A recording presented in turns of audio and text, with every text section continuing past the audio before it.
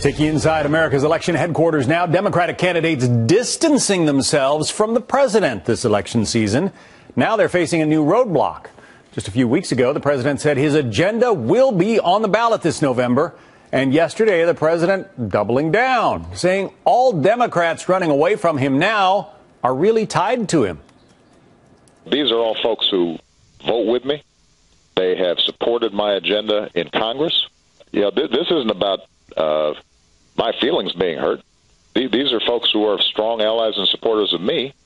And, I tell them, I said, you know what, you do what you need to win. Our next guest writes that President Obama is toxic for Democrats in this election. And everyone seems to recognize that except for the White House.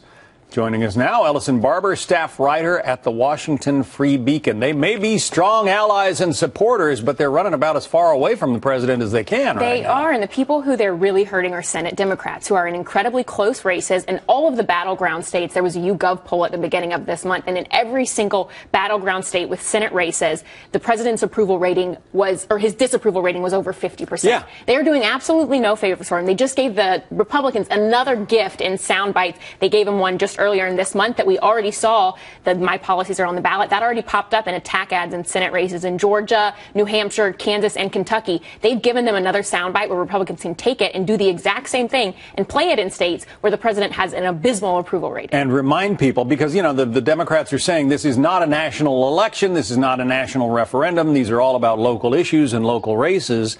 But if you suddenly bring in the president saying all of these people are my supporters, they vote with me, all of a sudden you're making it a national election. Yeah, you are, and it really doesn't help them. And the thing to remember about midterms, particularly the Senate midterms and for Senate Democrats, is they already were going up they already had a tough battle, I guess, they coming had to into the Senate. defend more seats. Yes, they had to defend more seats. Midterm, the demographic typically favors Republicans because it's older, white male voters. So they already had numerous things that they were going to have to make up for. Then you add in the fact that for months now, the president has had a really low approval rating, and then add in things like this where they are trying to distance themselves from him because of that approval rating and low approval on nearly every single major issue. And then he comes in and consistently brings himself back into the race for the last 2 months. Yeah. And it's 2 weeks to go. That does not help them at all. So let's imagine that you're president of the United States. You have an underwater approval rating in the battleground states where these Senate races are being fought. In other words, you're down below 50% on your approval rating.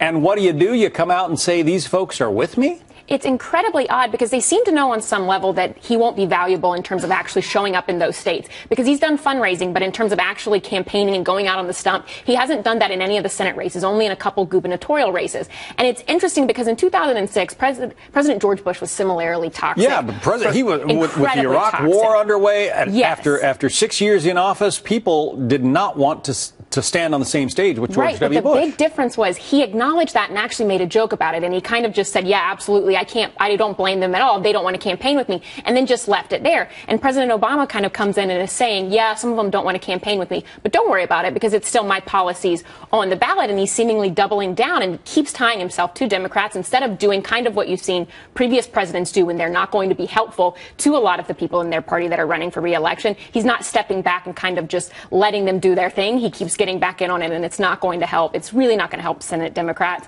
And you have to think about people in Alaska or Arkansas and just thinking, poor Mark Begich, because this is going to be terrible for him. This president doesn't have a great deal of experience as a politician. I mean, he was a sort of a lackluster state senator in Illinois, won the Senate seat.